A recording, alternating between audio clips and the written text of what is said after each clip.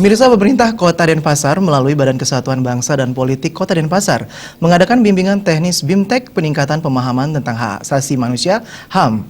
BIMTEK yang dilaksanakan selama 2 hari ini diikuti oleh 50 orang guru SD, SMP, SMA, SMK di Kota Denpasar.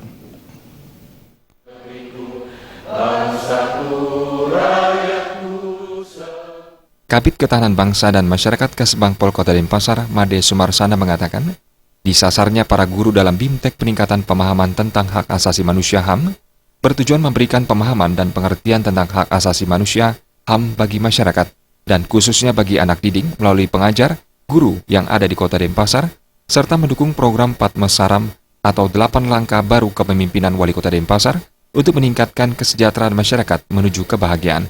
Dengan peningkatan pemahaman tentang HAM, diharapkan dapat menekan terjadi pelanggaran HAM yang terjadi dalam setiap segi kehidupan di masyarakat, khususnya generasi muda, serta para peserta mampu menularkan apa yang diperoleh selama pelaksanaan BIMTEK.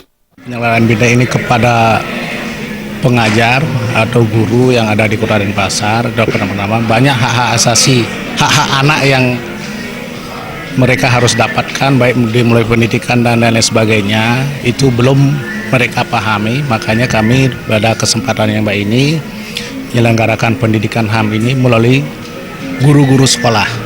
Secara tidak langsung mereka kami harapkan dan kami haruskan apa yang disampaikan nanti oleh para narasumber biar bisa disosialisasikan atau diketok tularkan kepada mereka bahwa mereka itu mempunyai hak dan kewajiban yang sama di NKRI ini.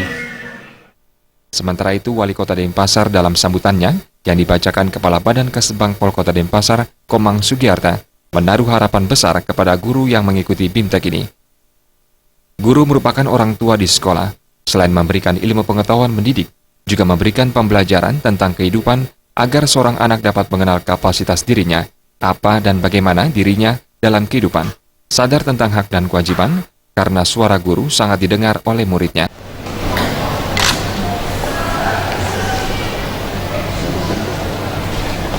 Pengendalian peserta diikuti oleh peserta lainnya.